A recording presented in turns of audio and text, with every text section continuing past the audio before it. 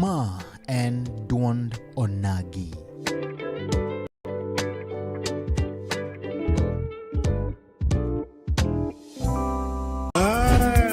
Chuny Onagi TV. Chuny Onagi TV. Adundo Jaluo. Wapuro wach. Kaka oganda. Watuak. Kaka jo ot achiel. En mbaka. Mar jodongo. Mbaka. Kod deye. Mbaka. Mar ojende, rowere kod nyithindo. Wanono weche mag siasa, dongruok kaluo, weche mag ohala, somo, arita kwe, pur, e kind mamoko. Wayudore e mbui kaka Facebook, TikTok, YouTube kod X at Chuny Onagi TV. Adundo Jaluo. Ma en duond onagi.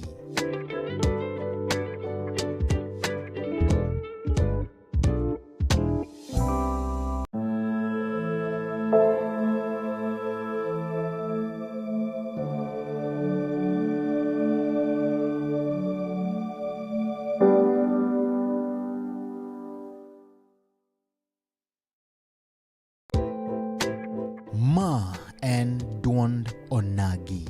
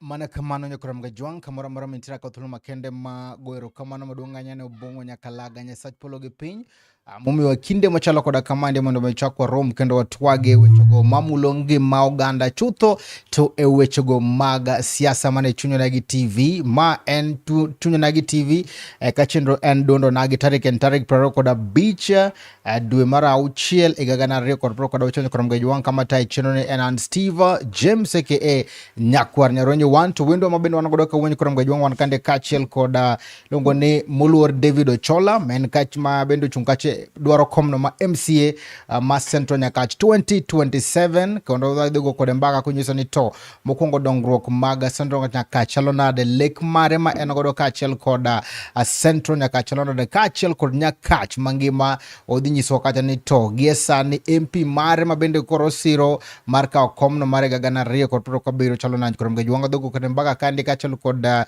weche gumote kachiel koda ng'anyo ma bende notimorodi chieng' maka wuono kachiel kod siasa ma pinyo wacho krango jong medikete mane Chuny Onagi TV lowa Facebook pages mago Chuny Onagi TV, TikTok Chuny Onagi TV kati subscribe bende YouTube channel marma Chuny Onagi TV wacha ko chendo ni eno machalo koda kamandie lowa kendo idonj e chendro mheshimiwa Yes. Iluongo ni Moluor. Iriyo nade? Ariyo maber kendo aneno ka Nyasaye omiyo odiochieng' maber. Wan maber ok aneno wach moro. Kisumu nigi kwe kendo the environment kata neighbors mawa be nigi kwe kaka onagi gi Nyanza as a whole. Jahera ma Chunyagi TV nyaka ng'e ni wasemanyi. Atimo mos ne johera mag Chuny Onagi. Nitie chieng' moro ne wena biro ka. To kaluwore gi mag piny mok nyal geng'. Notama mondo kik abi, asebedo ka alamo ni Nyasaye omiya thuolo. To God's time is the best. Koro eri abiro. Wagwero kamano maduong' ahinya. Warwaki Chuny Onagi TV adundo jaluo. Ma en kamera mari.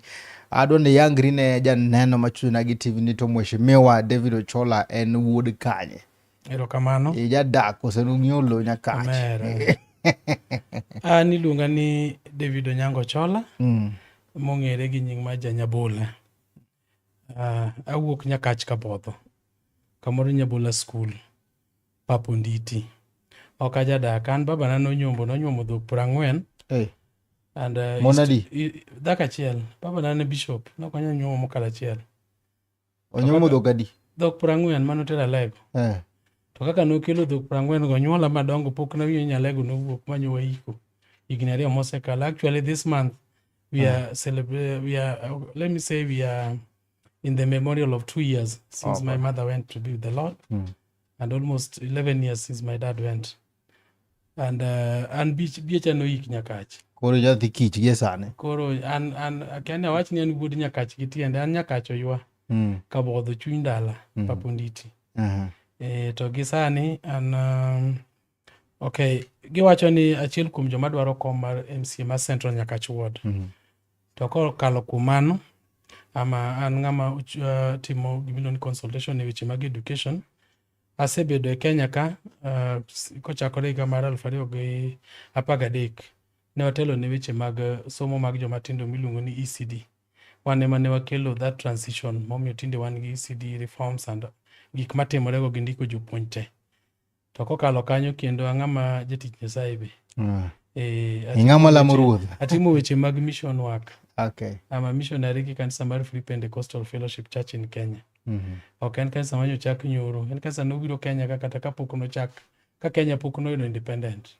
Ma mission center wani Muhoroni kamoro ni Thessalia. Jomong'e Muhoroni ong'eyo. To kokalo kuom mano to aja siasa.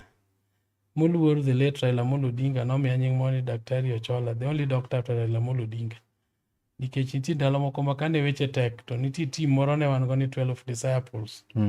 Noluongo to bet kodwa piny to koro penjwa ni watim nang'o. To rieko mane wang'ado nego nomiyo miya nying moro ni the only doctor after Raila Amolo Odinga in politics. Koro modongo to gin dakteche ma kamago. Erokamano maduong' ahinya, amor kabisa, nonro ni no ber kabisa kendo ang'eni yangori maber ne janeno ma Chuny Onagi TV. Kwa dhi mbele, wachako ga chenro ne gi ngero. Ma bende koro bede ting'o mana ka ne joluo kata jodongo ne timo chon. Ngero ma kawuono jodongo nobedo piny mogo mbaka ni ang'e ok tel. Siwinjo ngero no? Ang'e ok tel. Mano ngero masiwinjo maber kabisa. Ing'e natimo literature. Japuonj be. Kendo natimo, an ing'e ni kachako somo. Wan kinde man watimo nursery ni puonjo ji gi mother tongue nyaka ne som. Apirma nyaka som tiko gi rosa gini. Ne wasomo gi. Ngero mar ang'e ok tel e piny ma wadake ni. Ang'e biro ga bang'e. Matiende ni inyalo bet kigombo mondo ibed kata ni iparo ni ng'ad rieko moro kaka inyalo bet kata gimidwaro ni tim. To on the way iweyo to gikone tinwang'o ka gima ne iweyo cha ema biro bedo. To gima ne ikawo cha bedo mopogore. Emomiyo iwinjo ka jo Kisungu wacho ga ni choices ma wa make has consequences in our life.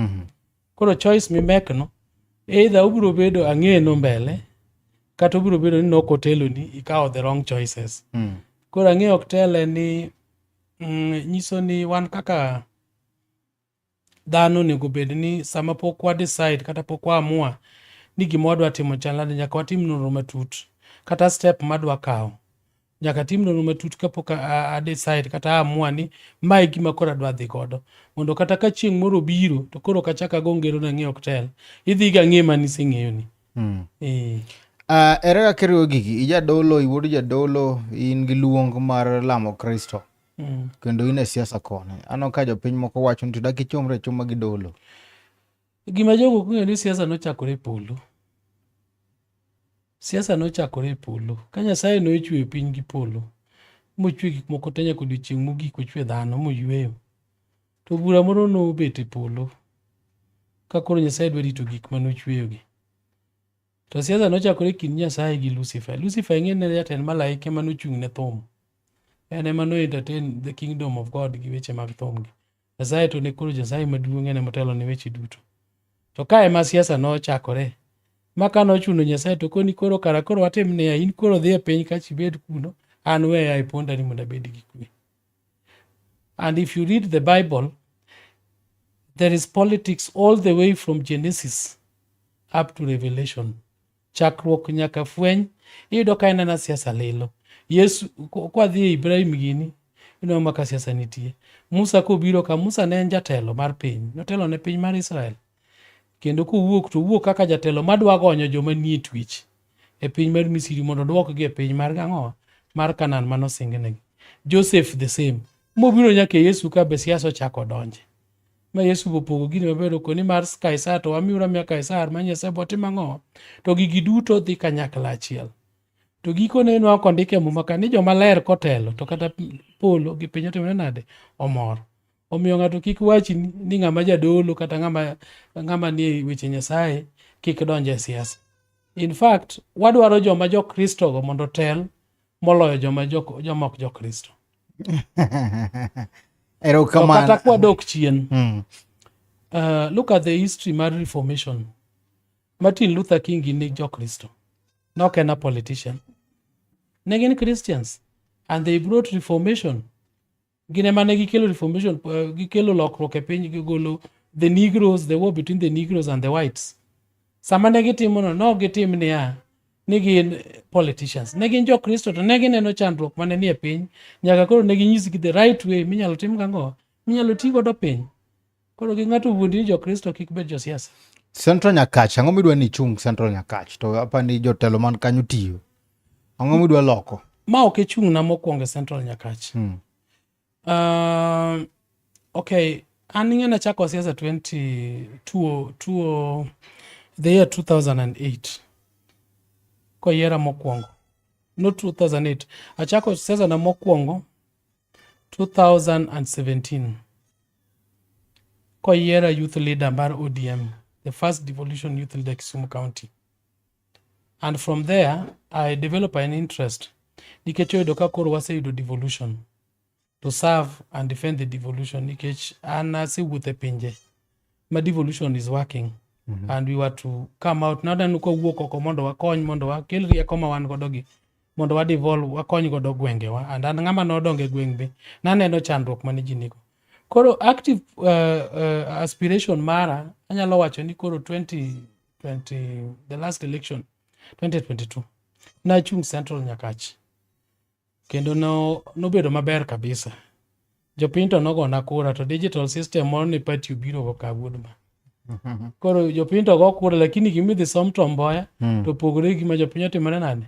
Okay. Koro naweyo mano nikech nitie ng'ama noyier ni be jadala wa ing'e ni Central Nyakach otimo gajore. Wang'eny majority ma jo Central gin joka bodho, wan joka ng'at achiel. To ng'ama nomi gini be ne en wuod dala. Koro nariwe lwedo mondo mi oti kata sani otiyo to gimomiyo koro awuok nikech ok oduog defend komni.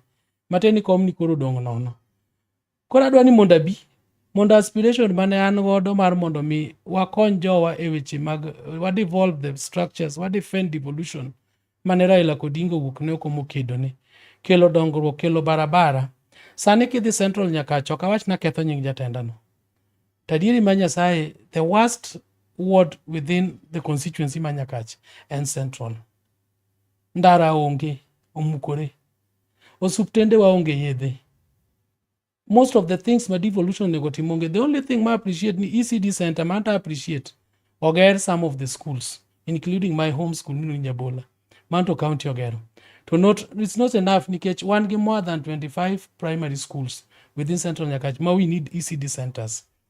Osuptende wa iyudo ka ji dhi osuptal to the least minyalo yudo en Panadol.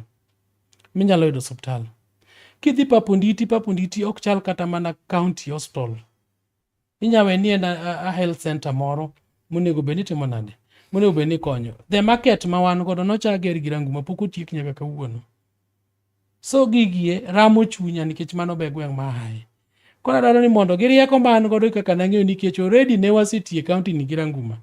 By then no kati kaka ng'amo yie to natiyo kaka achiel kuom joma ne weche mag county kaka offices mane chako.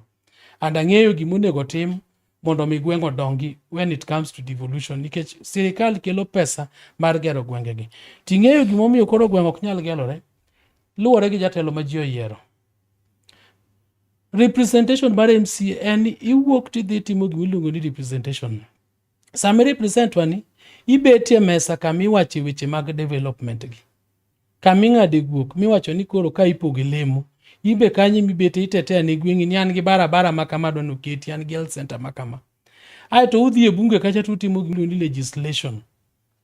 Legislate ukalo finance gi everything mu approve the budget. Aeto koro iwuok tiji en oversight.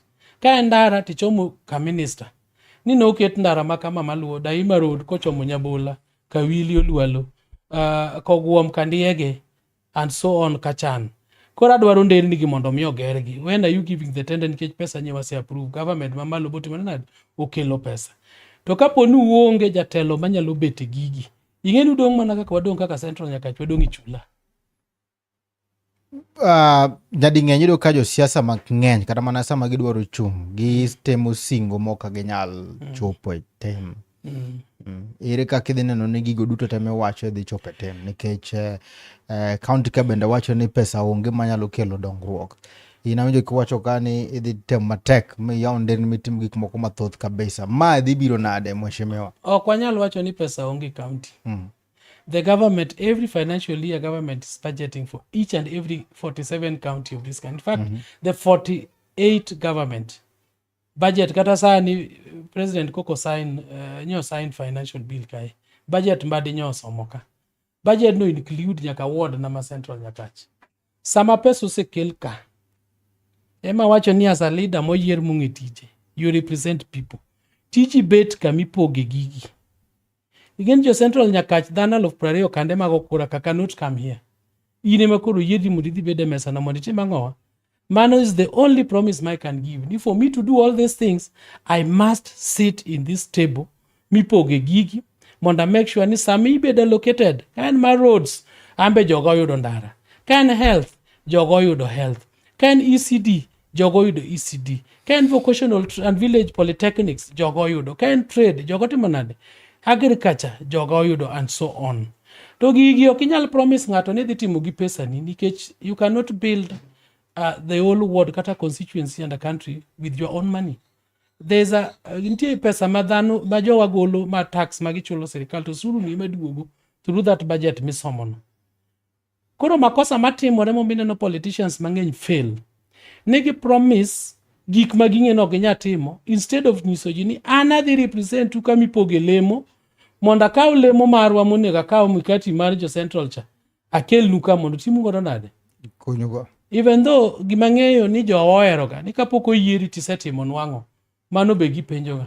Yes, nitie moko makanwang'o ni county ok nyal timo tanwang'o yo moro manyalo yudego kata kowuok e national government kata other non-government governmental partners stakeholders moko mantie community. Well and good, you will go and bring.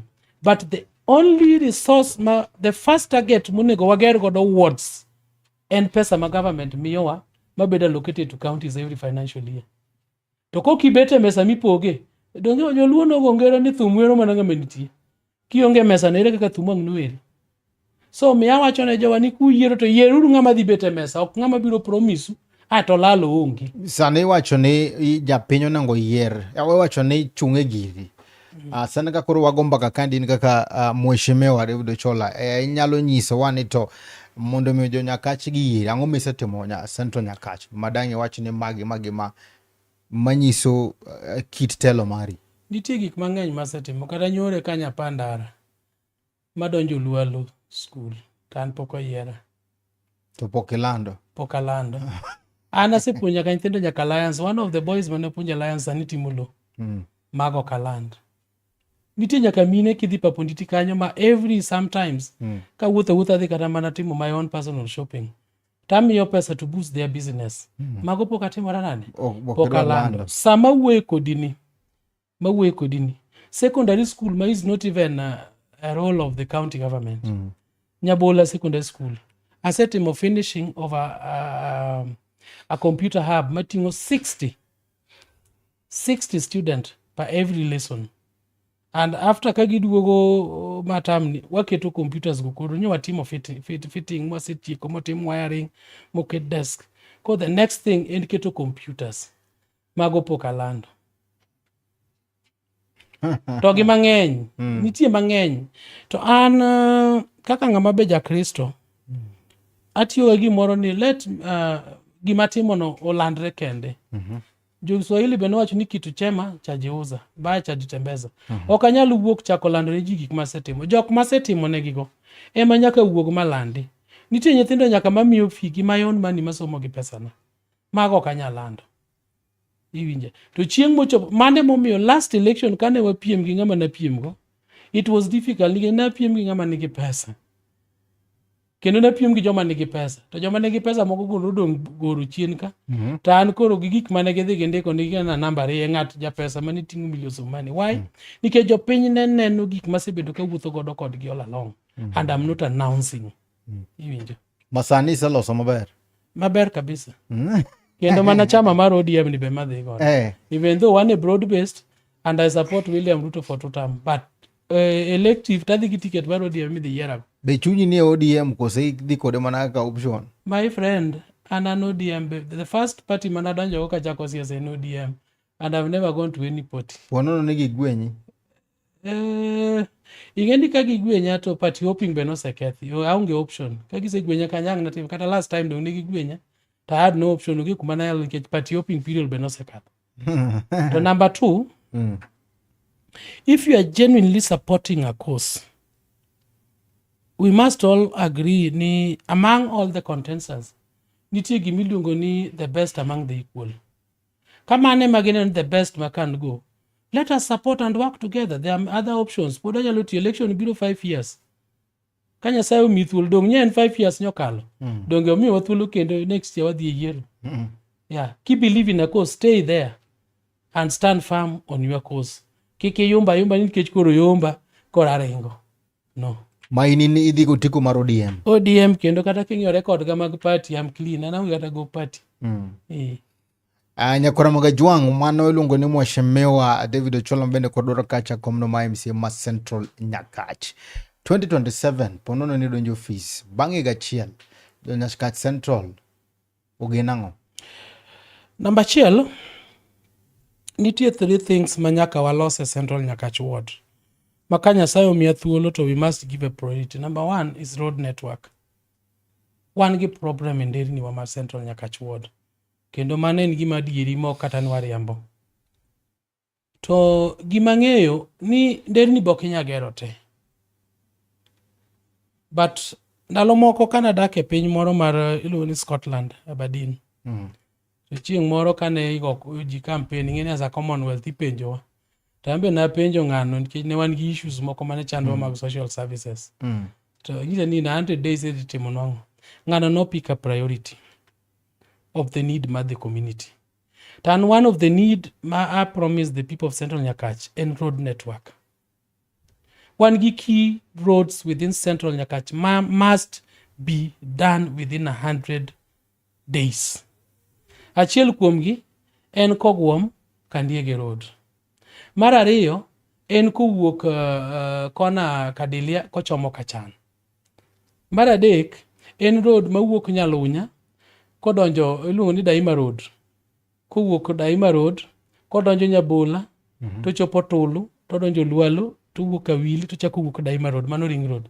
Then mogik en mowuok Arambe kochomo Osuoume to chako wuok Lualo. Those are major roads ma connect not only the Central Nyakach ward to connect nyaka joma wuok matimo ohala mawuok other wards mabiro Central Nyakach ward. iwinje. To ndeni gi ogin kata kilomita mang'eny. Kaka Daima Tulu Road is 4 kilometers. Iwinje. And gin yore mag maram. To karwa kacha be ok dawach ni maram yudo tek. So these are some of the things manyaka chak go within 100 days. Number 2, issue mar health. Wan gi osuptende mang'eny mane kane devolution bill 2013 noyudo ka the member of parliament Mheshimiwa Daima Ochieng Paulins nosegero health dispensaries and health centers. So county nokawgi. To as we speak, some of them gina kanya shell, but there's no much attention in terms of even the resources mitiyo godo osuptal ka. Obed yath. Talking here, some of them, they need to be refurbished. They need to be furnished with some equipments. To health is one of the key areas. Kech kada anok ngima. To karakuri dhitelo jomage. So, mano number 2. Nyakwa make sure no subtende wagi obede omiyedhe. Nyakwa make sure ni doctors be nitie ma enough. Kata nurses nitie enough. And the access. Miya wacho roads. Madhi yo subtende gi. Number 3. Wan gi chichwa mapapo nditi mosebedo install. Koro watieko 20, almost 15 years of devolution. Chiro dagirumo to rangume mano chake. Chiro ni nyaka koro tieke. Mabed gazetted. Majionge ni chieng chiro mapapo nditi en tichadi. Mano gik manyaka tim within 100 days. Mabe, nochuno wa, mwaketo jodonje chiro kapok otieke. Kech mine koth ne goyo oko. Number 4, one a very big problem in terms of youth idleness. One get youth mang'eny mar qualified. Ng'eni ji pile kane ji somo ni mondo youth teach maber idhiti. Ikonja nyuol. To tij no onge. Koro as a good leader nyaka ikony jogi create job. Wan gi joma nigi talent ma Nyasaye nomiyogi despite the education ma giyudo no. Why don't we promote these people in terms of ensuring they are able to access gimiluongo ni financial startups mondo omigi chago aloko cho nyaka jitebe doctors. Ng'ato nyalo somo bedo daktari to dhi yawo pharmacy mare to capital emotame. Create an environment mang'ani nyalo yudo capital modhi yawo godo pharmacy. In capital ne dhi yudo nade mar empowering jogi te. To pesa ok nie county ka. Pesa ok nie county ka. Okoromo mar kelo no gigo. Kata okoromo to whatever is available no first financial year wan gi higni abich. The first year so apart from county money ni ere sources magi magnio ne omenda gi chwale yono makare. Number 2, I believe always a leader. When you are a leader, if you cannot do something, timanyo source minyalo timego. Wan onge kamotamwa ni wan kaka jotelo kikwa partner gi national government direct. Onge kamotamwa ni kikwa partner gi NGOs and other foreign identities. Mondo mwatim ang'owa, mondo mwakony jopiny. To ing'eyo ni gik machalo kaka NGOs and the likes gidwaro ga joma nigi position gi duol ma jopiny mondo mi okonygi. So if these people give me opportunity, they know my networks. They know what I can do with my networks, both from the county up to the national level and the NGOs around, including my own church. Kata sama kudini church na mar Free Pentecost is doing a great thing in Nyakach. Kata nyoro nye gin gi peace, cross border peace meeting magi sponsor between Sondu, the Kericho and Nyakach. We have a resilient program. Mwanyiso godo youth kako nego bedgi come out from being misused, mondo gibedi irresponsible people in the society. And through that, there's a lot of finance mawambi youth demo donje program ni. One gi another program makonyo flood kaki Nyakach is a flood prone area. Mabe recently negibiro, especially North Nyakach. Negitiyo kanyo. So, angi networks mang'eny manyalo tiyo godo mondo akony godo jowa. The only thing I need from them is to confirm me as their representative. Kora they get wall, ni jo Central Ora. Apart from that, one majority of companies is working in Kisumu here and doing great. Factories can help us. Industries, you can go and sit with the management. Tiko negeni bwana. Unka. I also have people who can be employed. There's what they can do to back to my community to help my people. So okomi ninyaki depend mana only from the finance kata pesa ma government mi. Okomi wa limit. Direct connection with the national government. Nite ministers minya mawang'eyo mabeko bed appointed kendo. Machomba chomba kaka sani Nyasaye ogwedho gi ng'ato nomolo. PS omolo wuod kanye pir the super PS. Ng'ama winjo wach malich. Kapo ni Nyasaye odhi akogwedhe mobet ni en PS mar interior to an MCA ma Central Nyakach. To gi kaka wawuoyo maber ni pano molo ritamre konya ka dwani mondo kotimna gimoro kony na youths kanyo. Kapok waloko tanga mwadhi break ina mondo penji ni ng'wei mar Central Nyakach ni. Inene nade kachiel kod jogo mabende uchungo do ng'ikne ni kanye. Ingeni Central Nyakach is a very tricky word. En word mutingo majority of the people gin clan achiel mino ni kabodho. Gine majority. To wan gi jojimo, wan gi jokandaria, wan gi kajimbo moko be iye kanyo. So these people, they also have interest even though they are minority. Kalure gi joma chung godo, majority joma chungi ai kabodho. To magi joma na yombo last time. The current MCA manoyomba. And based on my strength, kata gin sani gi campaign kar mondo gigore gi ng'ama nie kom, kamoro mama giwuoye Ochole magisiko gi nyinge. Kora pento, an MCA koso. Ochola. An MCA, ng'ato kochung moro nyocha miyo microphone recently in education day. Ma sikunda Manyabola kama ane patron.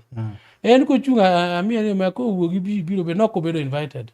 To ane mochako gore koda peno mer. MCA ok nitie. An ok an sitting MCA. Ochako mana kidhi. So I have confidence with the people and they like me.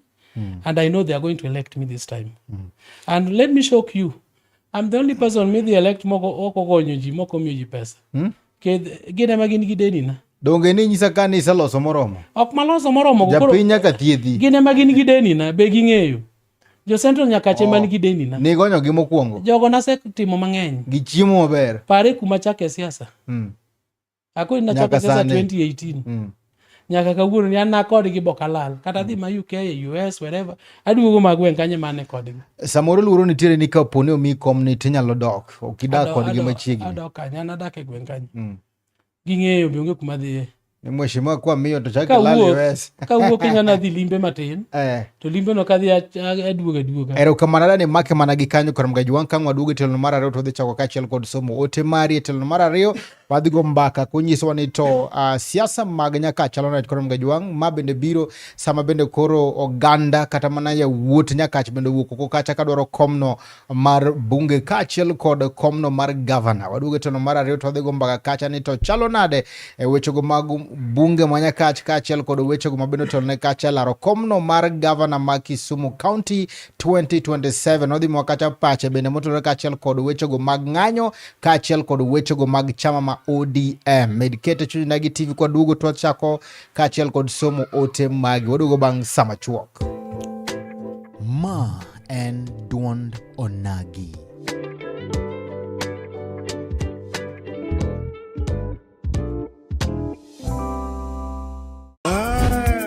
Chuny onagi TV. Chuny onagi TV. Adundo jaluo. Waburo wach. Kaka oganda. Watuak. Kaka jo ot achiel. En mbaka. Mar jodongo. Mbaka. Kod deye. Mbaka. Mar ojende, rowere kod nyithindo. Wanono weche mag siasa. dongruok kaluo. Weche mag ohala. Somo. Arita kwe. Pur. E kind mamoko. Wayudore e mbui kaka Facebook, TikTok, YouTube kod X at Chuny Onagi TV. Adundo jaluo. Ma en duond onagi.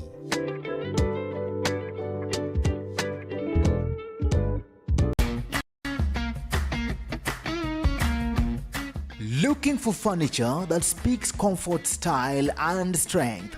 Welcome to Kolweny Furniture's Kisumu, where quality meets affordability. From elegant sofas to strong beds, stylish tables to modern cabinets, we've got the best furniture to turn your house into a home. Enjoy great prices, long-lasting durability, and reliable delivery services right to your doorstep. Why settle for less when you can have the best? Visit Kolweny Furniture's Kisumu today. Call us now on 0716-520-294. Kolweny Furniture's Kisumu. Built to last, price to please.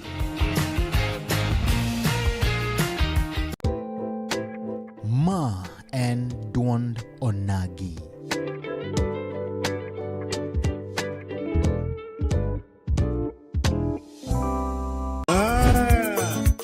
Onagi TV. Chuny Onagi TV. Adundo Jaluo. Wapuro wach. Kaka oganda. Watwak. Kaka joot achiel. En mbaka. Mar jodongo. Mbaka. Kod deye. Mbaka. Mar ojende, rowere kod nyithindo. Wanono weche mag siasa. Dongruok kaluo. Weche mag ohala. Somo. Arita kwe. Pur. E kind mamoko. Wayudore e mbui kaka Facebook, TikTok, YouTube kod X at Chuny Onagi TV. Adundo Jaluo. Ma en duond Onagi.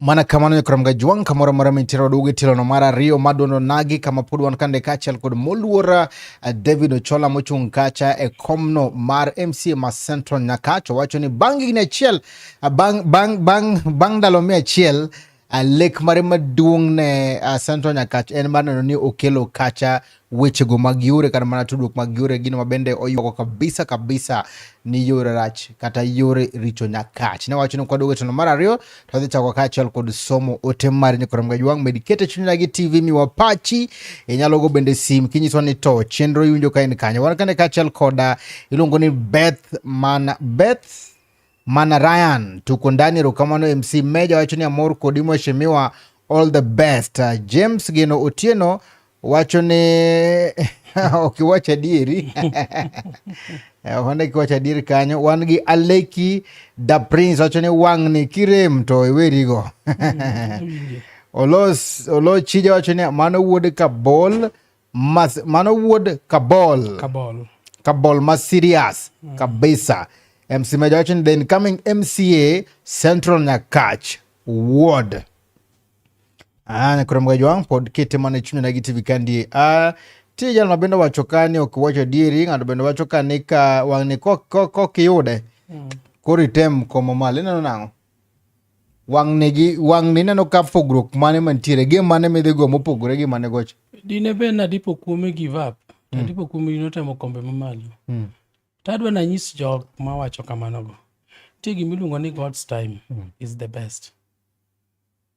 Nyasaye mong'eyo destiny marwa wan kaka dhano watimo wapat but Nyasaye mwalamo ni kiyie kuome to ng'eyo destiny mari koro kanyalo wacho ni wang' ni okayo nikech pok wago yiero and I have faith and an ng'at moro makadhi gel went I'm sure na the win whatever comes kubiro kwachopo kuno okadhi no kadhi yude mheshimiwa kose bin jok maluori gi masa moro kethone ko ana onge joma luora for your information chief campaigners for your information ane the only aspirant moke be yudo gi kata na gi security okay be yudo gi guns mitoka bokarengo to ge tiende ta diga piko kech gweng cha en gweng mang'eyo maka yuocha maka mine na inya wuotho wuod ma Central Nyakach tegi tiendi Nyasaye chiel ka chako malo majwero ta tieko muga itime ka chako majwero malo kindwa go nyuongo ta tieke kusa godiochieng' achiel one day ti wuotho wuod mangima mano wuod mang'eyo ka ti amanyo an ing'eno kamany piny kama kia en kama ng'eyo mang'e boundary kama mak gi yore miluwo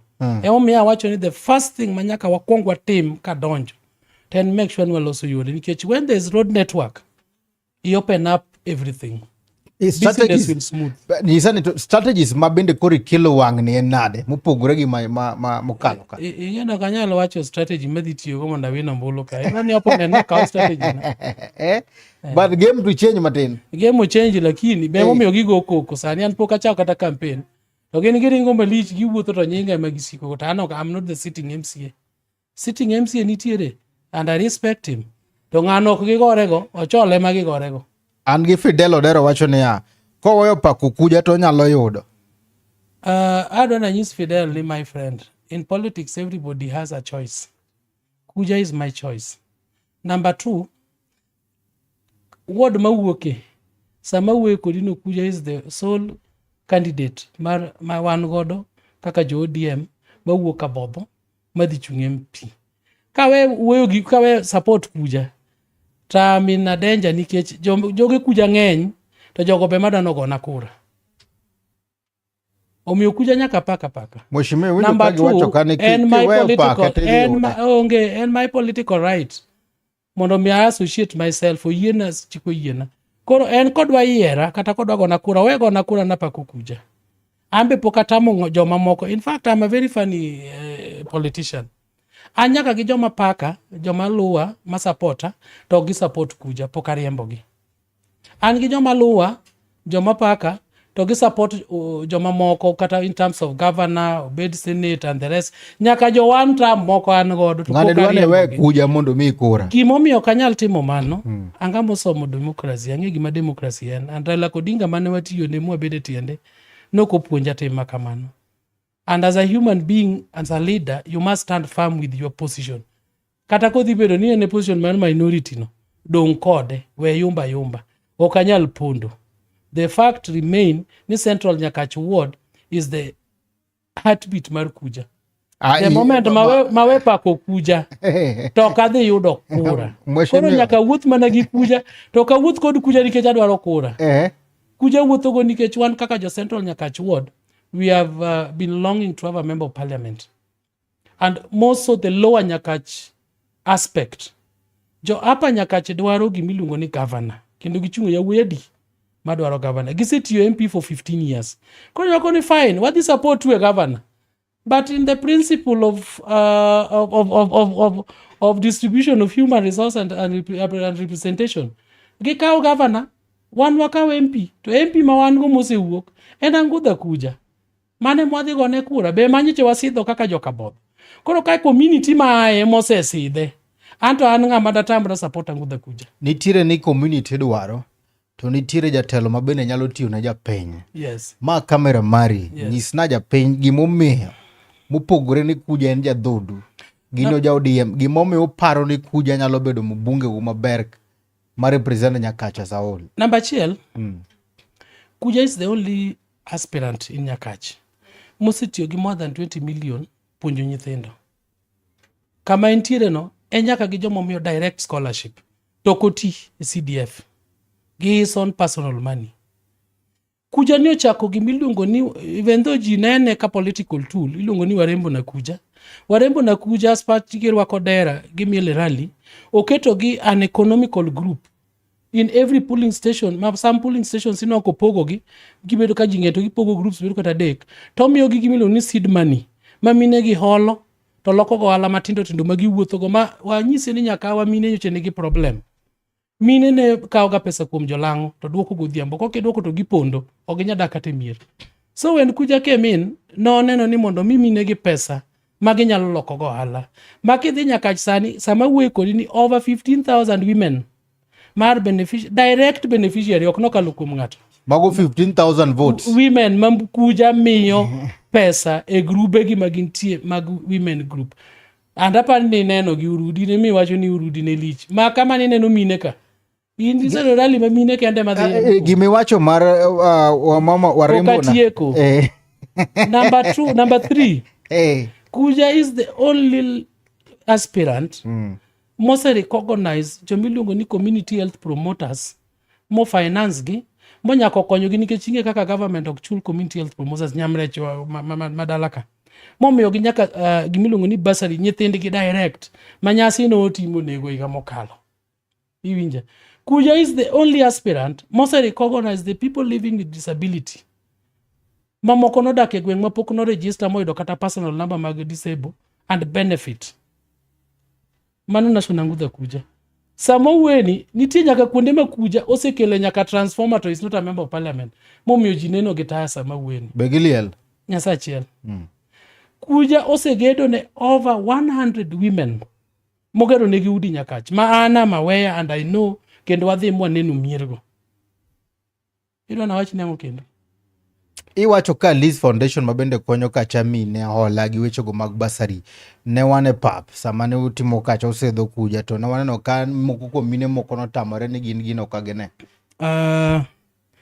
Ingeni that was just a simple thing. There was some ingeni nitie jomoko e kona moro man gi formed opinion ok gihero ng'ato ka koro ng'ama iwinjo jomoko dongo ndiko ni kanyo gihera.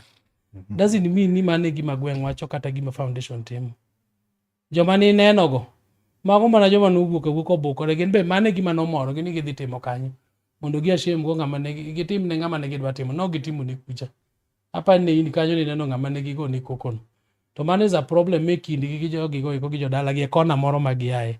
To mano is not a problem in Nyakach. Yes. Ere kaka sito mar Mheshimiwa Kuja no bende nitie ndhadhu moro momede laro kom no mar Nyakach. Ingeni wan pile ka bodho kwa golo ji to mache ng'op magero mwagolo mane gunda mane kam wang'ade bura chon ni kendo chieng'no ji nong'wedo gi it ng'owo dhi go mier. Ng'ane mane osesidho kanyo mano kawo kom. Ojwang' Komputo nosidh kanyo nokawo kom. Odoyo Peter nosidh kanyo nokawo kom. Mheshimiwa Daiba nokel kanyo nokawo kom. Mago yawuot ka bodho. Ok usidh diriyo? Wan ok wasidh diriyo. Kaka ne wasidho Kuja is the sole candidate ma wan godo kaka kabodho kendo wadhi kode debe mar chama mar ODM. And as we speak, onge ng'ato kendo mochung' e kabodho. Kuja be nigi lemo moro amora ODM? Onge gi lemo, en a life member. Nichire jogo mabende kendo support party be ni neno kata kilaro chama gi nyoko dich gilaro kom. En tich ne support party is a life member to konyo jopiny. Ang'o kendo midwaro? Bunge ma kata mana od bura mar Nyakach ilaro gi yawuot Nyakach motegno bende mowuok oko kacha. To gilaro tikadi achiel. Nyiso ni to maere kaka dhi bedo. Onge gima dhi bedo kanyo nikech kochopo chieng' nomination ji dhi go kura. Gimbe gilera gin yawuot Nyakach. Awacho ni gimoro kizungu moro niya. In all the aspirants mochung'te nitie ga miluongo ni the best among the equal. These people are equal. To nitie the best. To one the best mwaseneno en National Ngudha Kuja. And the best to the? Among the equal. Nenga. Ne jomage. Ok joma gichung' godogo. To ne party. Party to kanyal wuoyo on behalf of the party nkech I'm not permitted to speak about the party. But based decision. on the experience mabende samoro Ano yena uso policies mag party, agenda mag party. But when it comes to decision in terms of nomination, election and all those kind of things, we have a commission mobedo chaired gi Madam Emily Awita and his team. Mati Mutichno. So if you want that, find a day sometime to room called Gipenji. Penja on behalf of japiny mabende samoro do mondo winj ka ndie nikech ngeni ni oganda mabende lui. Nyisna jo Nyakach ni to chama ma ODM kata utikone kata plan ma ungodo chalo nade Mheshimiwa jogi te jo ODM Devo Chola jogi te gin jo ODM bentie buok moro ma buok kata kiod ko ma ungodo ka moko be nitie ye kama bochu to noseringo mowe nyaka ODM oyanyo ODM. Gimbe warwako gi arwako nikech ODM to warwako te. Baba nopuonjwa ni welcome everybody. Injo gather all scatter none warwako gi.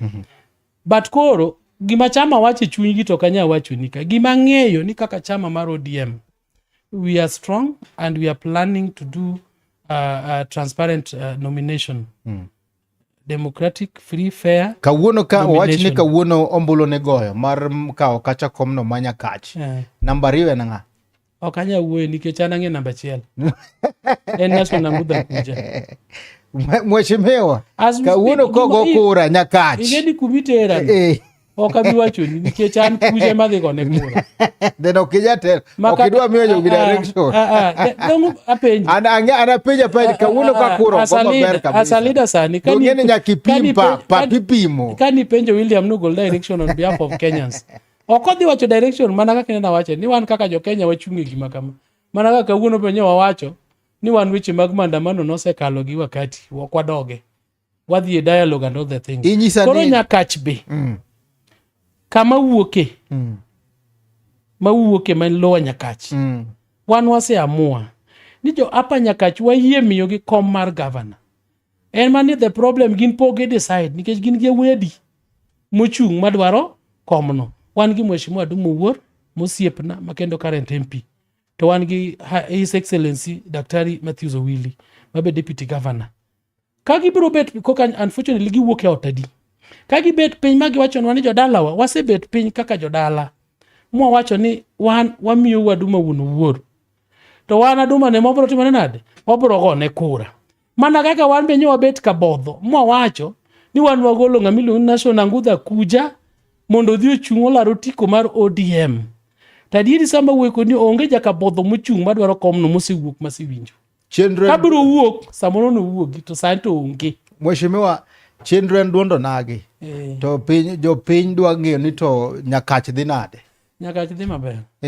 Wadhi maber kabisa. Koro gidwa ng'eyo to siasa ma Nyakach nitie jo Nairobi, nitie jo mane loka to gidwa winjo to kora Nyakauni wait chalo nade? Nyakach dhi maber, wan gi aspirants mang'eny. I appreciate wan gi Trevor Mbicha mosiepna. Wan gi Mheshimiwa Opande, gidende ni Mula, sani onyoluongre ni Headmaster, mano bosiepna for long. Sani onyoluongre ni? Headmaster, mano bosiepna for long. Wan gi Lord Mburo, Agwengi, be ni kanyo. Wan gi Dr. Atela ja climate matiyo gi UN, be ni kanyo. As wan gi Ngudha kuja jie beach.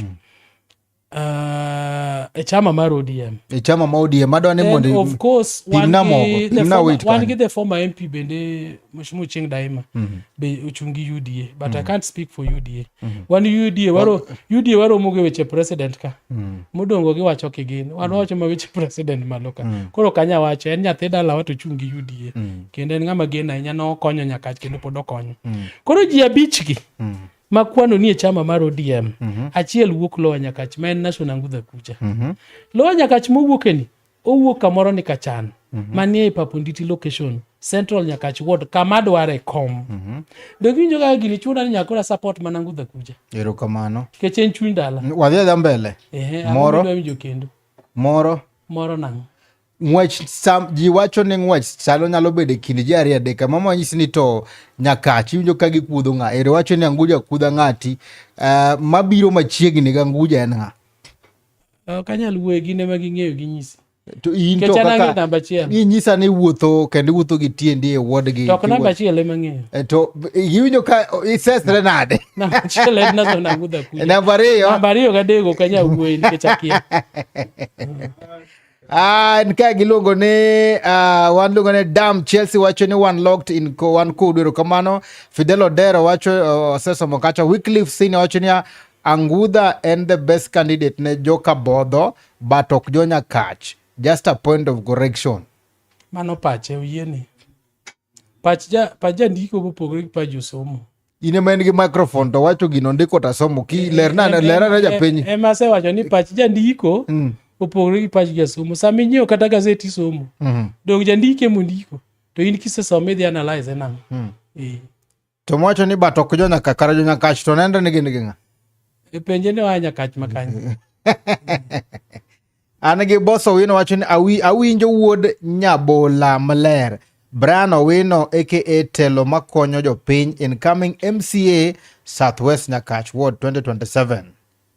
Wycliffe Senior host penje ni Vindadi to wuok kanye?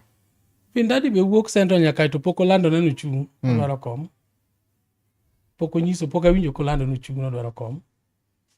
Koro kanya wuoyo kuome. Momiya wacho ni gisani wan mwalo wan Angudha. Ponono no bi be wana winji kaka iloso wachno. Kech wajo dala ji bet pinto wuoyo. To gimomiyo Angudha the best. Kata sama wuoyo ni chieng' Madaraka Day ka Angudha chiwo feeding program nono ne sikul miluongo ni Luelo Primary in Jimo. Mo wacho ni nyithindo me sikul no te somo nono for 2 years. Wachore ni Ata ilano tongi time wacho ni the best. Aduoka ma waning'eni wajo fuambo to anapenji gima jopiny wacho. Ni nitiere moko kuom bursaries ma samoro igologi. Igolo bursary ni nyithindo dhi somo kata wacho ni 20 million. To bursary mogol kare kata mana 1.5 moro. Jomoko ok yude. Koro mbele jopiny oduong' lakini koro madhi kocha to lal. En gi ng'ama pok oyudo mondo kel mondo ng'i. Gine kaka wachna en gino be timore kamano. Kapo ni in gi ng'ama pok oyudo bursary. Mano nyinge owuok ni yudo bursary to pok oyudo. Kiny warom kodi Office List Foundation mondo ikelna. Kech as I'm sitting now, the first bursary mane Mheshimiwa Kujo launch Urudi. No launch ka was in UK. 8 million. And 8 million no ji noyude te. To naonge. Second bursary mobedo launch ka ntiere 2024 ka duogo after the burial of my mama. Ne wadhi Nyabondo. Nyithindo manomi bursary godo and gi every single list. Kendo I was interested nikech weche ailagi ne awinjo kaka ji wacho. Kona I want to know. Nito girwa ne dhi nade. I have every single list maka kinyo biro ira office Paponditi. Tadhe miye nyithindo manoyudo bursary, including jok mawamiyo full bursary. And not only primary, in secondary school and this other levels. Wan nyaka gi joma dhie colleges, wan gi joma timo driving school, mabe wachulo negi fee, wan gi joma nie technical schools, mabende wamiyo bursary. So if they want to know ni bursary wagi ok en wacha, kiny gi arom kod gi office Paponditi sa 4. Malis mudagol negi list go te to gigo simo mier go be ging'eyo gidhi gipenjo nyuolgo. So angudha ok chiw bursary kaka dhano pano chiwo ni man no duong' e figure kamano to ni kochopo kacha to onge. No, that's a complete lie. Even though politics opponents nyaka wuog gi mekgi. Kisetimo maber nyaka opponent manyi gimoro ma nyaka ogoyi go. Mana kaka William betimo betino ka Gachagua gin nyaka many kama manya giduongo do William. To ginyawi wapenja nema Mheshimiwa upande mula to dhi nade kechembe waneno ka jo Nyakach be pake upande mula kuja ka ndie en ka campaign ne chalo nade okanya wuone Mheshimiwa upande nikech I'm not in his team, I'm not supporting. What I know is one of our constituents is a leader and osiepna. Apart from politics we have been friends. Nochako bedo friends kapok obedo kata mana politician. So anyalo gik kanyo, but in terms of his political fare okanya wacho nikech I'm not his spokesperson. Trevor Mbija. Be honest. The same with Trevor Mbija. Apart from being kamanda nuko olende omora kabisa kendo en jalendo malonga ahinya. But when it comes to politics, I cannot speak to him. For him, kech okan jawuoyo mare and oka support in terms of my vote. Magi jo Nyakau. To gin jo Nyakau, I respect gi and it is their democratic right. Chiko yie katiba mondo gichung. Kata mano wadwa me ot kowuok sa ndwaro kome MCA madwaro ni chiko yie ne. Governor umiyo ng'a? Pur mana Nyakach ka. Ng'ato ori ni Lauri kod adongi.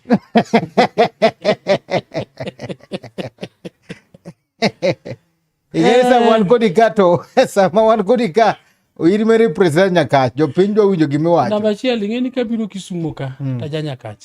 Yes. Kwa nyalo wuoyo kuom jo Nyakach. Wuo kuom jo Nyakach. Jo Nyakach wadwaro governor.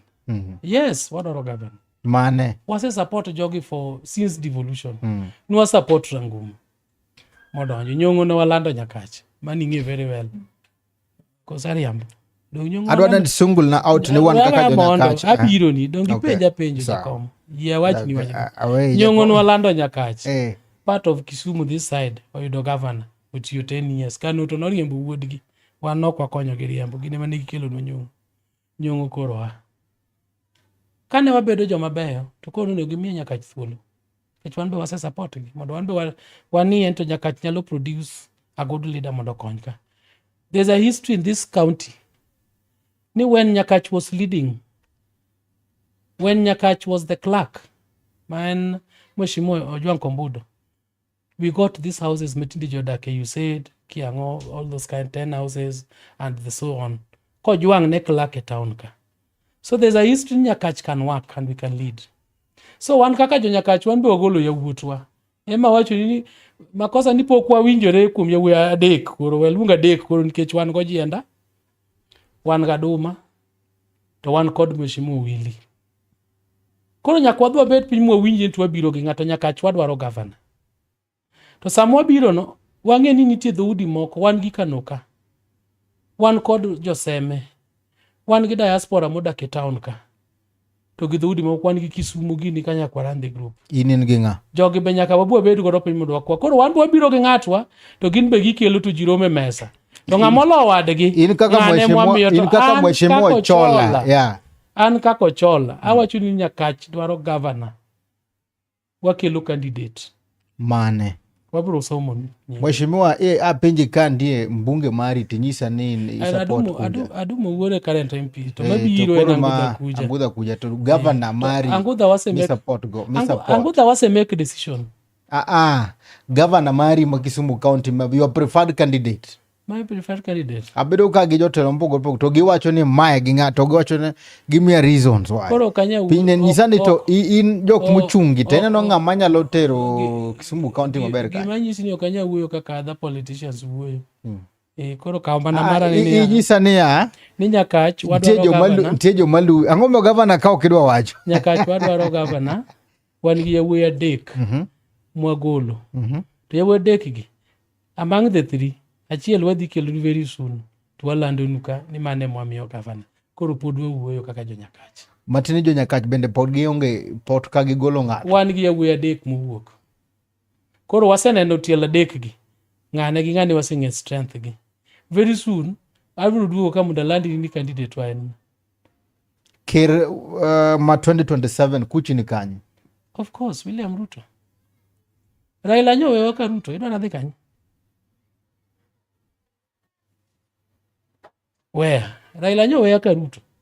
Ok anyaluwo Gachagua. Oyanyo wa muduwa properly. Ok anyaluwo Gachagua. And let us also speak the truth. All these people what are president gionge nganyalo yombo William Ruto.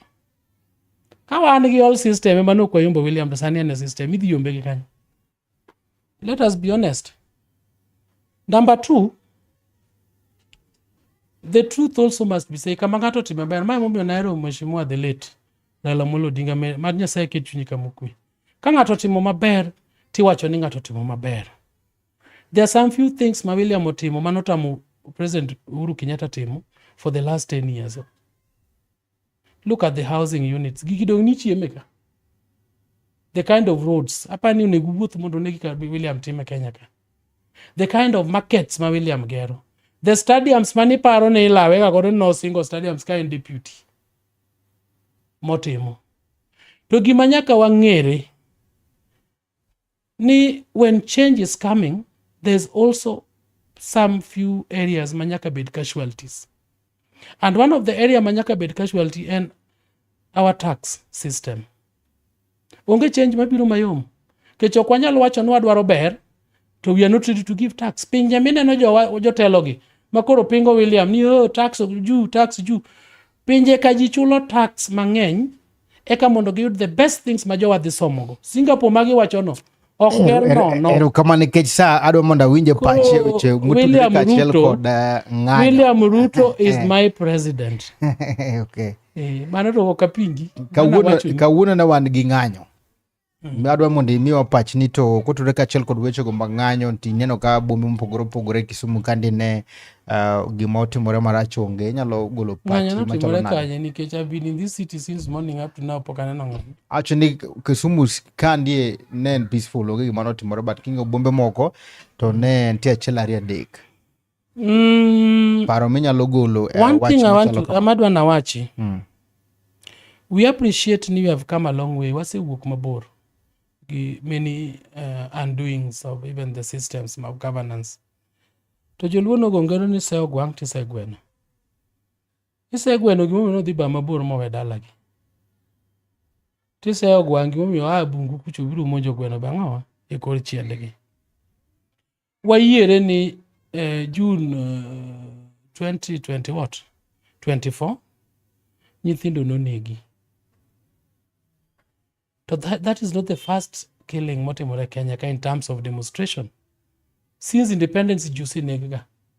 Koro we cannot say Nima June 2024 is so special than even Joluo Musinegi Chien Kuchu since independent. In fact, Kadana Baby Pendo should be special than even these guys. makuiluongo noni. But gima jowa nyaka ng'e ni as much as wan gi right to demonstrate enshrined in article I think I don't know 35 or whatever, right no ok onyisowa ni nyaka wa destabilize the peaceful coexistence mag ji. And also we must learn ni there's what we call democratic maturity. Yes, Kenya ne wang'anyo, ODM ne ng'anyo, to fruits mane wang'anyo ne mwagikeno. Wamachua makoro wa realize ni ng'anyo cannot help us so much. Nyaka koro wadog mwabed e table, a dialogue, mondo wawuog e jogi. Tadieri nyaka ne jakom the late Rege William, no kelo a very good environment ma people can sit. Sani nyalo tingo petition, miter nyaka e parliament. I have a youth from Nyakach, ni Brian Olang. He had a very good petition man to parliament and is in the process. The parliament nyokao about the youth employment. Okocho ni nyaka wadhi street mo tingo boke. Kata ko be remembrance in pinya mama churi tintiegi democracy. Remembrance go jitimo kato bete udi. Asante. So ana wacho ne jowa matindo ni let us use watigi opportunity mwayudo not to go on the street but to make our voice heard through one. Kain gi thuolo minyalo chung mondo ibed a member of county assembly, MP and so on. Wuog oko jopiny biro yieri. Dhi uket ji okaw kura. Kura ni emibiro yiero go jatelo mabiro timo kabeyogi. To kok kamano to gik ma jowa moko ne ng'anyo ne kawuonogi. Already 10-point agenda is addressing these things. Manyochi neno ka president o launch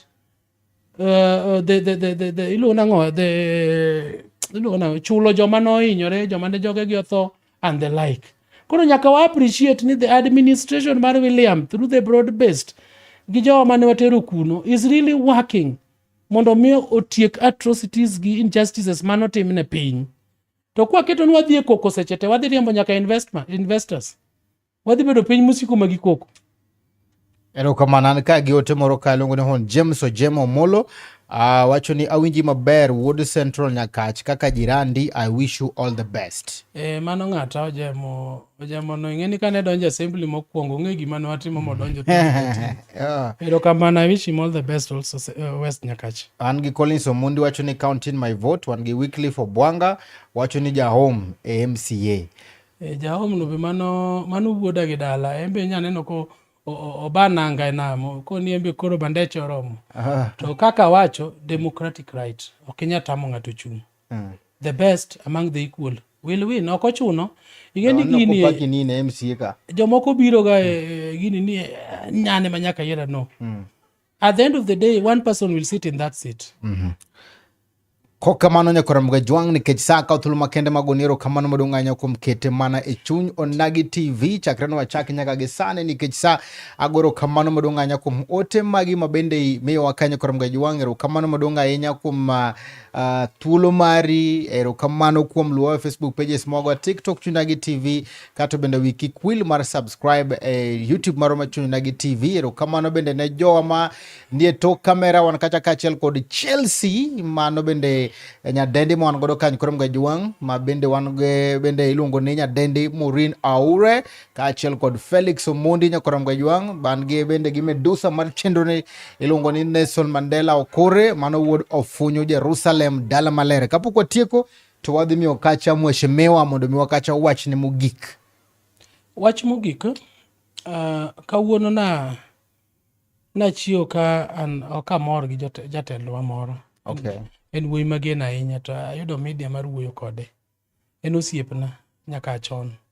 Mheshimiwa Babu Owino nondiko post moro mawuoyo marach kuom achiel kuom wuod luo PS Raymond Omolo.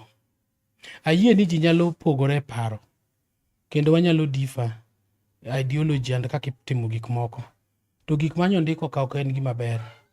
Tadwa na penj awach ni Babu Owino no penjre ang'o momiyo jowa mamoko magin go de team gino oketo gigo mana PS Omolo gi yawuot luo mane sirikal to jogi be yawuot gi ne sirikal to jogo ok gore godo. Ong'i anena mondo doga ni chino rethink the strategy mutiyo go ni kabe dhi konye kata en owuon. Omiyo wach makamano owerego ous sera mar gik modwaro mondo jopiny oyiero dhi otim owe gore gi Raymond Omolo nikech sama wuoyo kodi ni adieri makende ni Raymond Omolo sama nyo yaw wach mar registration mar IDs ge kurani onge jatend gin nyagi ling Nairobi kucho to ging'eno nagi nitie. Raymond nyogolo jogege kendo nyowuok gi moko apani nyotimo gi resources ge mondo mi ji okaw kura, ji okaw IDs. Raymond ni timo empowerment, Raymond ni gedo ne mondo liete, timo mang'eny. To en Nairobi kama entiere cha, osiko maneno molo. Please, Mheshimiwa Babu Owino, in nyathiwa, to the way imidhi godo ni pogo community and will not accept. Stop fighting Raymond Omolo and miye luor makende nikech luor. Respect is a reciprocal. Is an highway. Iluwo koni taluwo koni. To kicha Omolo tapani kata in komi midhi to samo jo piny bro ni yara leader mokuluoro jowetegi ok ginya yieri. Koro waluoru jotendwa mane kom kata wan gi jotelo mochung' mabobete kombe mwadwarogi. To ok wayanygi. Kata ki criticize nitie positive criticism. To gima nondike Facebook no is amounting to cyber crime and also an abuse of even the office.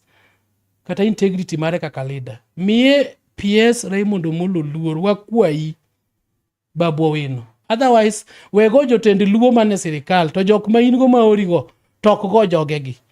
Mogik agone jowa ma jonyakachero kamano mokwongo atimo mos bende ne jodalawa ma Kabodho. Wan kod liel wawito jakomwa Amoni Mwamba kinogol kiny ma jakom Kabodho. Nyasaye mondo ke chunye kamokwe. Kaachiel kod japuonj Ondijo be ng'ama nye lich ahinya Wasare. To jo Central Nyakach gini wang'ni wawajogo bi gikowo wuoth nikech wuon arus bi kowo ga wuoth. Gin Pitch Boys to moko be uluongo ni Flower Girls.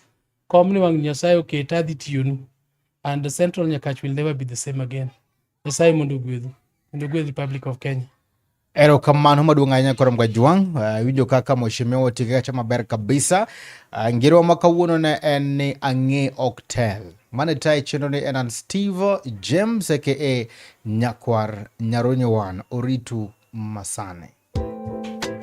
Ma en duond onagi.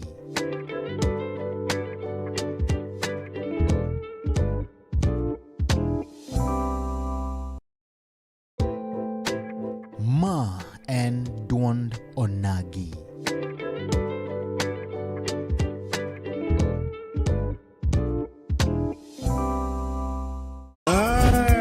Chuny Onagi TV. Chuny Onagi TV. Adundo Jaluo.